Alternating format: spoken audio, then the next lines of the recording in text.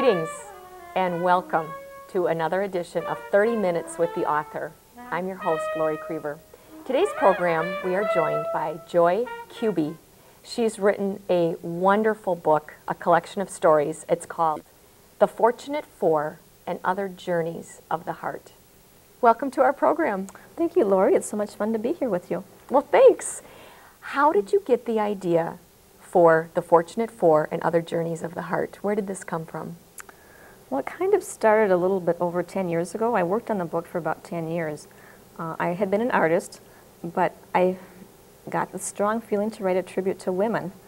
And it was kind of prompted by, I went to an estate sale. I love going to estate sales. So I went to an estate sale out by Lake Minnetonka, saw a picture, which I ended up putting in the book, of this young couple when they were getting married. And it was the last day of the sale. I knew that this picture would probably be thrown away at the end of the day if nobody bought it. Right. And I just kind of pondered about what their life had been like after this magical day when they got married. So I bought the picture for $2.50, half price, took it home and just started kind of projecting about how their journey went.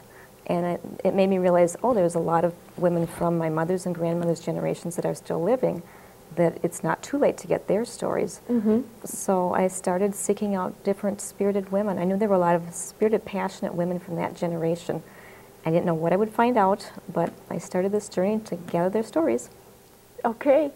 Well, let's talk about the title story, The Fortunate Four, because it Yes. really is a remarkable story and just a remarkable opportunity that these four college students were given. Right, they were 4 college students from Hamline. And the St. year was Paul, 1934? 1935. None of them had been away from Minnesota to any extent. They were there on scholarships, and they were given this trip by Mr. Bridgman, who was actually the son of the first president of Hamline. And he proposed this offer. He took them to lunch at Mrs. Jones' Tea Room, which was someplace in Minneapolis, and proposed this trip. He said, I would like to give you a summer-long trip across the country, and my only requests are that you stay in your budget of $2.50 a day, which For is all a little four of difficult. them? Each. They each Oh, got each $2. had two, okay. And then they negotiated. They negotiated $2.50 a day for the car also, for the car Right. expenses for gas and things. So, and then he said to journal their experiences and to have fun. So they did. They were so excited. They took off on this journey. They went up and saw Niagara Falls, and then wove their way down through the East Coast, and Boston, Washington, and wove their way back through Kentucky and Oh, right, and then Carolinas. he had sent, their trip sponsor had sent some letters of introduction. Right. So that in some of these cities, these communities, right, then they would have a ready place to stay that was secure. Right. And Both he and his friend, Mr. Drew, they were both attorneys in town, and they had, Mr. Drew had gone to college out east, and he had some wealthy families, friends out there, so he sent them letters of introduction. They stayed in the Catskill Mountains. I think they stayed in Boston with another family. Mm-hmm. So they had an opportunity to meet people that they would have never been exposed to otherwise and stay in their homes. Mm-hmm. So And they were, who did you know of the Fortunate Four? How did this story come I to you, didn't know Joy? anybody originally. I happened to see a small little article about 1996, I believe, Uh-huh. that all 4 of them had gotten together as a reunion, As a reunion, sure. 65 or so years later, to talk about their trip. 65 years later. And they had never all 4 gotten together just with that purpose to talk about it. Right. So they had a catered lunch, they started talking about it, and Annette, who's on the cover in shorts of all things, for that time it was pretty racy. Yeah, very racy. She still had her journal, so she brought her journal and she read little excerpts from her journal that day, and they just reveled in all their memories. So she is the one that actually Irene was my initial contact. Mm-hmm. I had this article stored away in my idea folder for about 4 years Okay. while I was working on stories. And I decided one day, I really, really want them in the book. I better find out if I can even find them or if they're still living. So Betty, unfortunately, had just passed away probably a few months before. Okay. But I interviewed both Irene and Annette, and then Annette was willing to share her photo album and her journal with me. Mm-hmm. So I went home, copied the whole thing, and then started typing excerpts from the journal, it was really a thick, really well-written journal. She wrote really beautifully. So I had to choose different excerpts to put in and intersperse the different pictures that went along with their travels. Right. So the story is told by Irene, but then there's different excerpts from Annette's journal in there. That's right. That's right. And so what happened from there? You've got this glorious initial story, such a unique, It's such a wonderful. They went truthful, skinny. Yes, they went skinny dipping in Lake Erie for that time. Well, they did hiking. Hiking. And they all they sorts hiked of adventures. up Mount Washington at midnight. Mm-hmm. The story that I thought was funny was when they were hiking up a mountain and they got hot. They ended up taking off their tops and hiking. They threw their jackets on a branch partway up the hill or up the mountain. Then they got even still were warm, so they took off their tops. So they were walking up the mountain in their bras. And they said Betty didn't have one on, but they excused her anyway.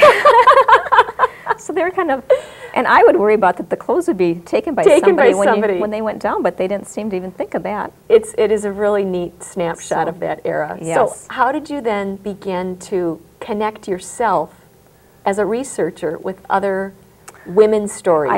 I did several different things. I would seek out different women that were living independently in retirement homes, and I would contact usually the activity director, send her a flyer. She would post the flyer on the bulletin board, and I would have a list of different stories I was seeking out. Okay. So one place, I think I got about 6 different stories. We all met in one woman's apartment. Yes. I proposed my project, told them what I wanted to do here, and then I went to each apartment and interviewed them one-on-one. And then I would always type up the story. I would give them a copy when I was finished, have them read it to make sure that it was correct and the names were accurate, and gave them final copies to give to their children.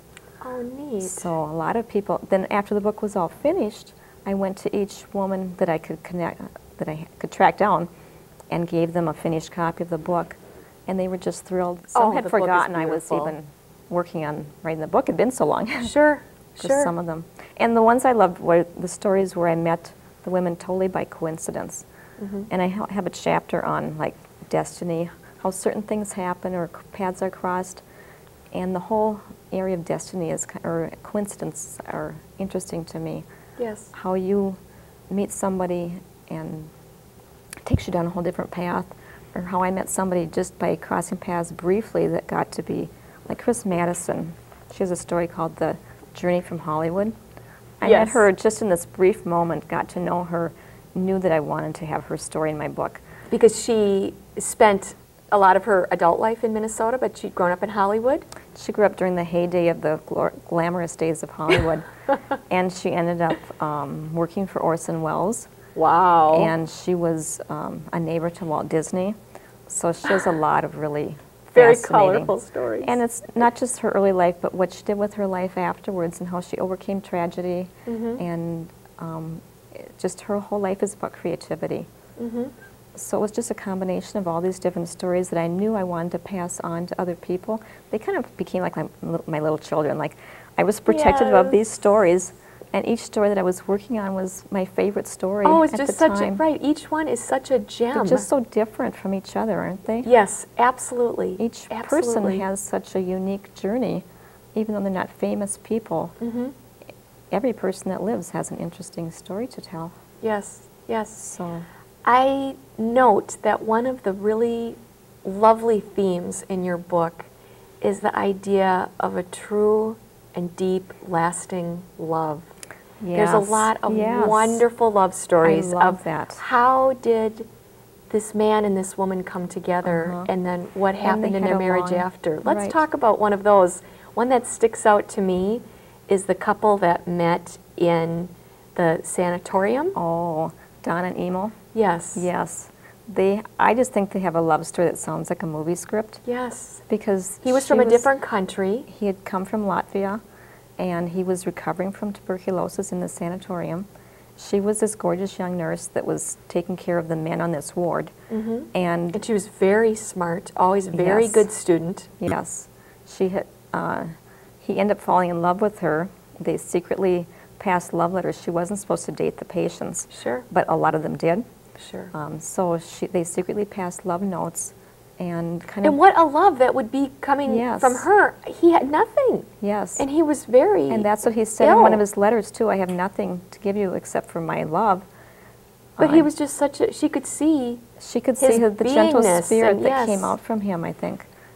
And she ended up getting tuberculosis also, and they both had to heal from this.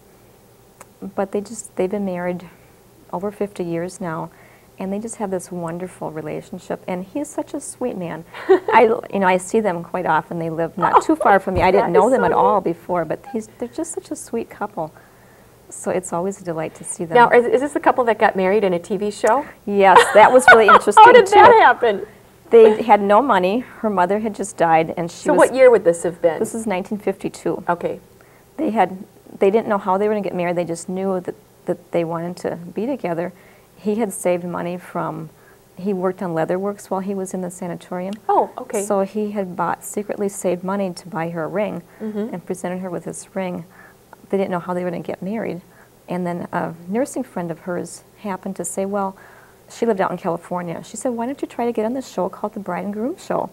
And it was actually sponsored by General Mills. I had not General either. Mills, it's the Twin Cities Corporation? Right. And it was called the what? The Bride and Groom Show. The Bride and Groom Show. They featured different couples that would get married on there on TV and then they got all these gifts for being on there. Oh, but they were taped out in New York, so So they would get appliances, and did they get towels, dishes, appliances, a whole array of different things.